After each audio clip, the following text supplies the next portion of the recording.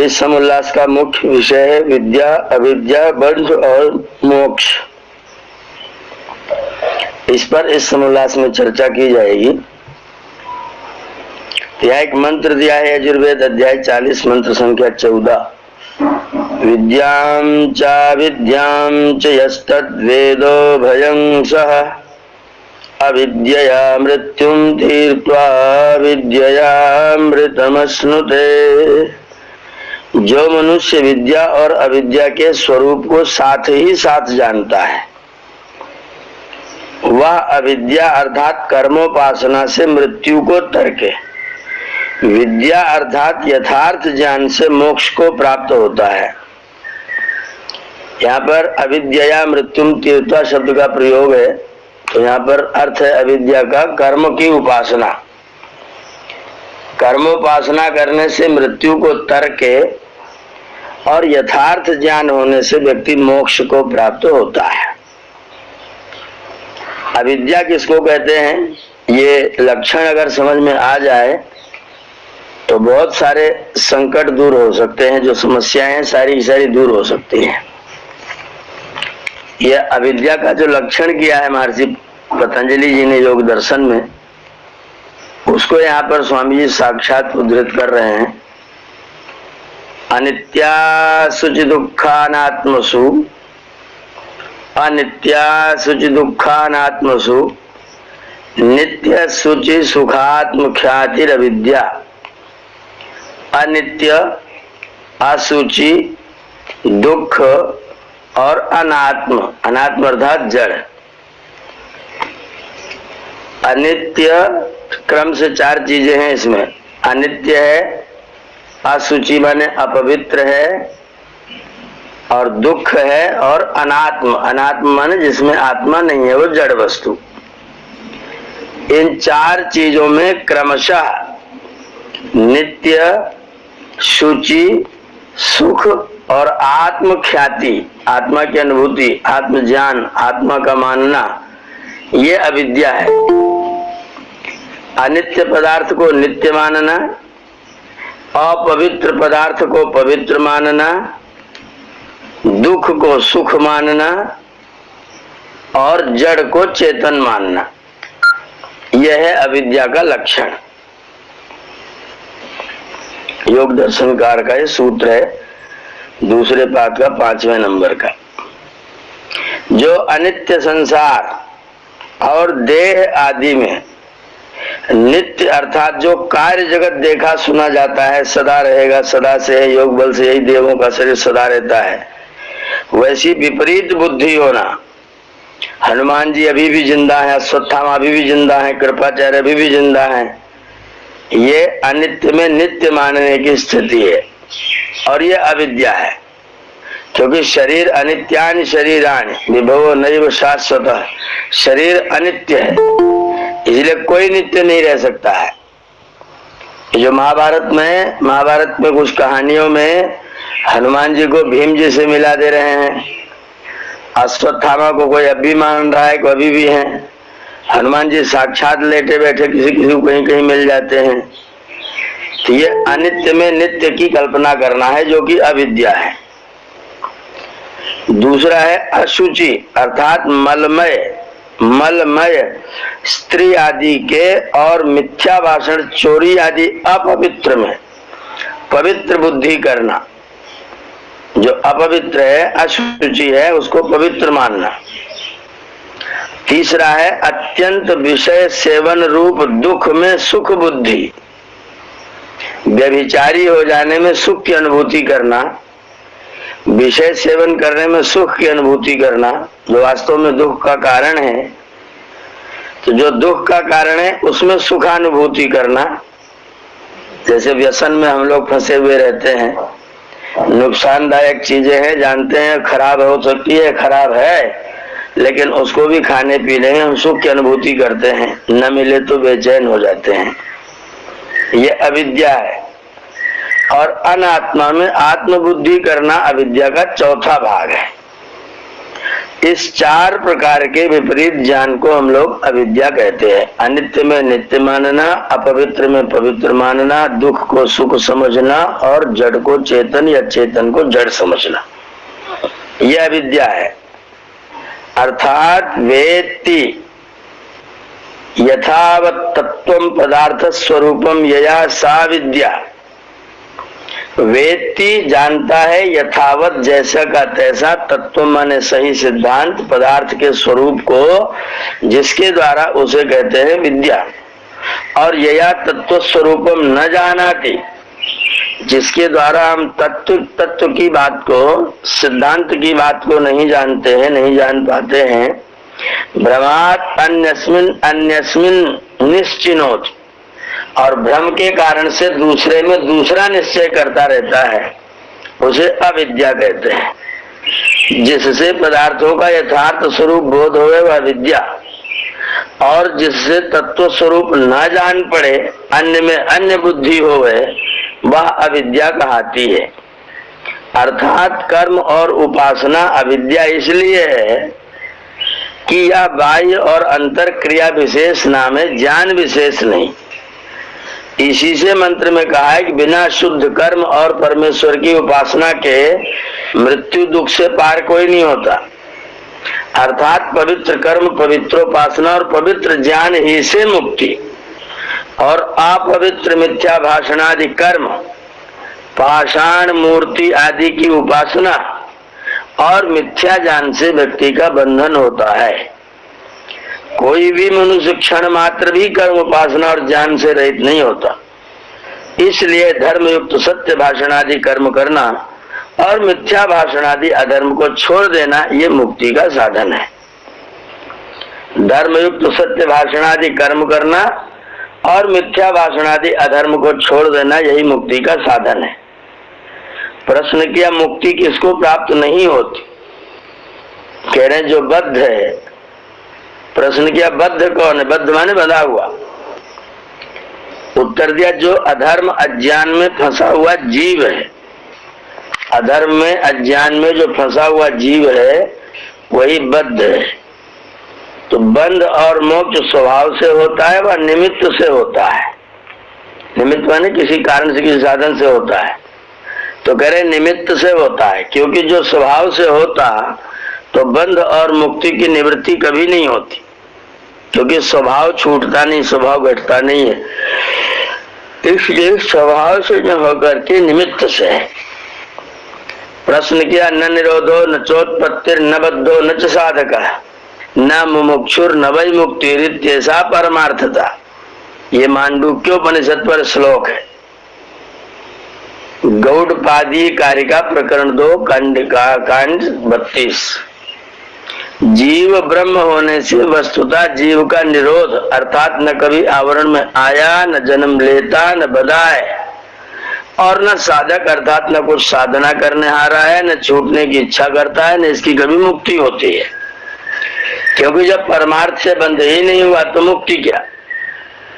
उत्तर दिया यह नवीन वेदांतियों का कहना सत्य नहीं है, क्योंकि जीव का स्वरूप अल्प होने से आवरण में आता, शरीर के साथ प्रकट होने रूप जन्म लेता, पाप रूप कर्मों के फल भोग रूप बंधन में फंसता, उसके छुड़ाने का साधन करता, दुख से छूटने की इच्छा करता और दुखों से छूटकर परमानंद परमेश्वर को प्राप्त होकर मुक्ति को भोगता है। प्रश्न क्या ये सब धर्म देह और अंतःकरण के हैं, जीव के नहीं? क्योंकि जीव तो पाप पुण्य से रहित साक्षी मात्र है। शीतोष्ण आदि शरीर आदि के धर्म है, क्षुधा तृषा प्राण का और हर शोक मन का धर्म है। आत्मा निर्लेप है। उत्तर स्वामी जी दे रहे हैं देह और अंतःकरण जड़ है, इनको शीतोष्ण की प्राप्ति और भोग नहीं है। जैसे पत्थर को शीत और उष्ण का भान व भोग नहीं है। जो चेतन मनुष्य आदि प्राणी उसको स्पर्श करता है उसी को शीत उष्ण का भान और भोग होता है। वैसे ही प्राण भी जड़ है, न उनको भूख न पिपासा, किंतु प्राण वाले जीव को क्षुधा तृषा लगती है। क्षुधा माने भूख, तृषा माने प्यास, भूख प्यास लगती है। वैसे ही मन भी जड़ है, न उसको हर्ष और न शोक हो सकता है, किंतु मन से हर्ष शोक सुख दुख का भोग जीव करता है। मन के द्वारा हर्ष शोक सुख दुख इत्यादि का भोग जीव प्राप्त करता है।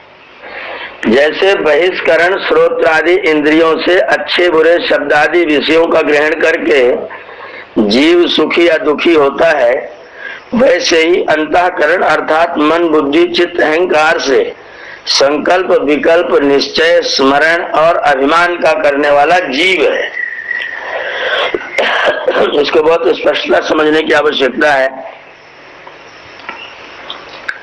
देह और अंतःकरण जड़ हैं, इनको शीतोष्ण की प्राप्ति और भोग नहीं है। जैसे पत्थर को शीत और उष्ण का भान व भोग नहीं है। जो चेतन मनुष्य आदि प्राणी उसको स्पर्श करता है, उसी को शीत उष्ण का भान और भोग होता है। वैसे प्राण भी जड़ है, न उनको भूख न पिपासा, किंतु प्राण वाले जीव को क्षुधा और तृषा लगती है। वैसे ही मन भी जड़ है, न उसको हर्ष और न शोक हो सकता है, किंतु मन से हर्ष और शोक सुख दुख का भोग जीव करता है।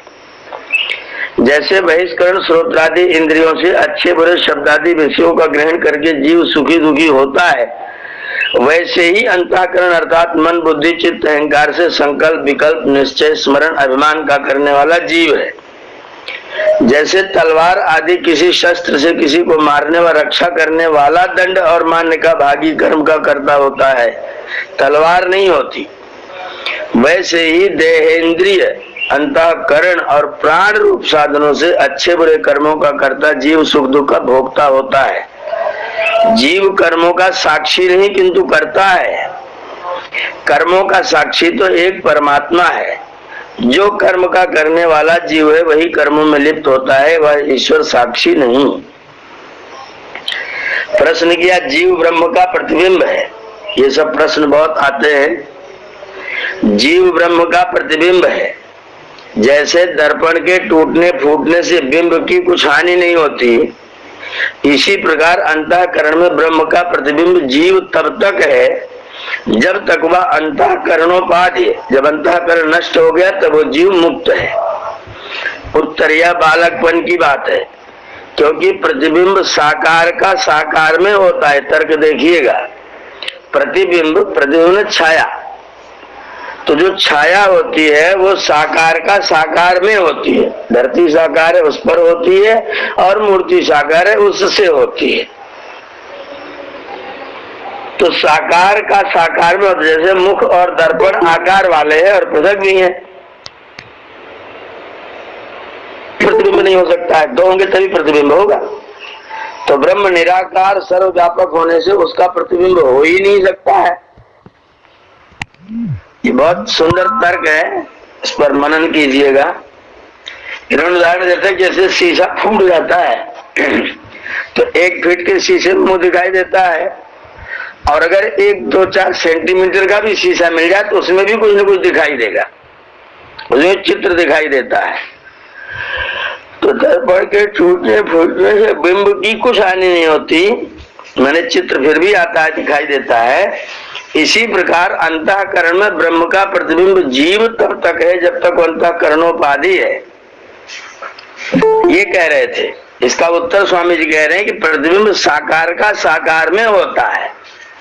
जब जीव निराकार, इसका प्रतिबिंब हो कैसे सकता है? जैसे मुख और दर्पण दोनों का आकार है, अगर अलग अलग ना होते तो भी प्रतिबिंब नहीं हो सकता, तो भी छाया नहीं पड़ सकती है।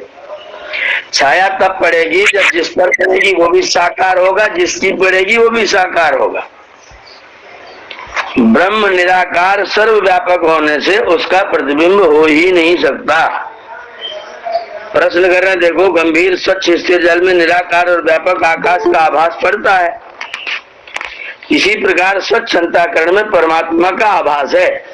इसलिए इसको चिदाभास कहते हैं। चिदाभास, चित्त का आभास होना, आभास होने प्रतीति होना, लगना।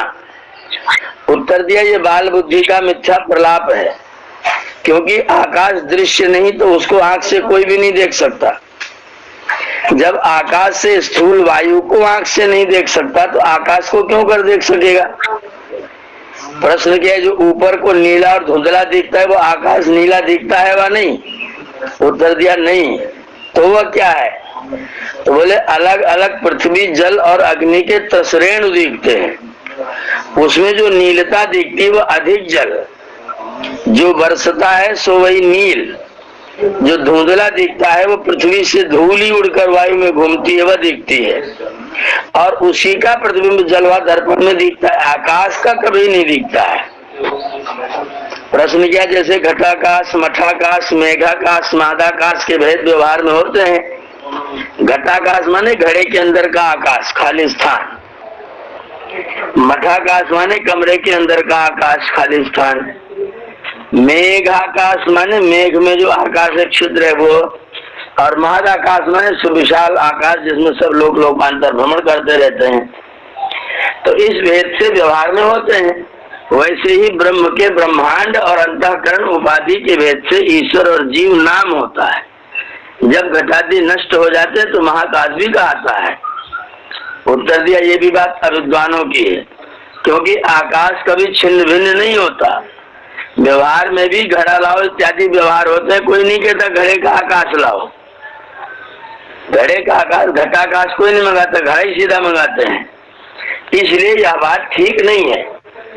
जैसे समुद्र के बीच में मच्छी, कीड़े और आकाश के बीच में पक्षी आदि घूमते हैं, वैसे ही चिदाकाश ब्रह्म में सब अंतःकरण घूमते हैं। वे स्वयं तो जड़ हैं, परंतु सर्वव्यापक परमात्मा की सत्ता से जैसा कि अग्नि से लोहा वैसे चेतन हो रहे हैं। जैसे वे चलते फिरते और आकाश का ब्रह्म स्थिर है, वैसे ही जीव को ब्रह्म मानने में कुछ भी दोष नहीं आता। उत्तर दे रहे हैं, ये भी तुम्हारा दृष्टांत सत्य नहीं, क्योंकि जो सर्वव्यापी ब्रह्म सब अंतःकरणों में प्रकाशमान होकर जीव होता है, तो सर्वज्ञ आदि गुण उसमें होते हैं वा नहीं? जो कहो कि आवरण होने से सर्वज्ञता नहीं होती, तो कहो कि ब्रह्म आवृत और खंडित है या अखंडित है। आवृत माने ढका हुआ, खंडित माने टूटा हुआ, तो अखंडित है। जो कहोगे कि अखंडित है तो बीच में कोई पर्दा नहीं हो सकता। जब पर्दा नहीं तो सर्वज्ञता क्यों नहीं?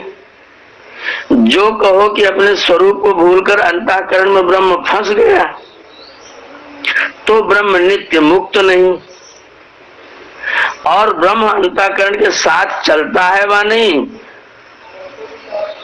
तो यही कहोगे कि नहीं। जब स्वयं नहीं चलता तो अंतःकरण जितना जितना पूर्व प्राप्त देश छोड़ता है और आगे आगे जहां जहां सरकता जाएगा वहां वहां का ब्रह्म भ्रांत अज्ञानी हो जाएगा, और जितना जितना छूटता जाएगा वहां वहां का ज्ञानी पवित्र और मुक्त होगा। इसी प्रकार सर्वत्र सृष्टि के ब्रह्म को अंतःकरण बिगाड़ा करेंगे और बंध मुक्ति भी क्षण क्षण में हुआ करेगी। तुम्हारे कहे प्रमाणे जो वैसा होता तो किसी जीव को पूर्व देखे सुने का स्मरण न होता, क्योंकि जिस ब्रह्म ने देखा वो पृथक रहा और दूसरे देश में दूसरे ब्रह्म का संबंध होता है। जैसे लोहे में अग्नि ही का दाह प्रकाश है, लोहे का नहीं है, वैसे चेतनता अंतःकरण में ब्रह्म की है, अपनी नहीं है। तो ब्रह्म ही कर्ता भोक्ता बद्ध और मुक्त हो जाएगा। इसलिए जीव सब पृथक पृथक है। ब्रह्म जीव व जीव ब्रह्म एक कभी नहीं होता, सदा पृथक पृथक है। प्रश्न क्या, ये सब अध्यारोप मात्र है, अर्थात अन्य वस्तु में अन्य वस्तु का स्थापन करना अध्यारोप कहता है। वैसे ही ब्रह्म वस्तु में सब जगत और इसके व्यवहार का अध्यारोप करने से जिज्ञासु को बोध कराना पड़ता है। वास्तव में सब ब्रह्म ही है। प्रश्न की अध्यारोप का करने वाला कौन है? बोले जीव है। बोले जीव किसको कहते हैं? ध्यान दीजिएगा, जीव की परिभाषा क्या कह रहे हैं। जीव किसको कहते हैं? तो अंतःकरणावच्छिन्न चेतन को, अंतःकरण से घिरे हुए चेतन को हम लोग जीव कहते हैं। उत्तर वही ब्रह्म है। तो क्या ब्रह्म ही ने अपने में जगत की झूठी कल्पना कर ली?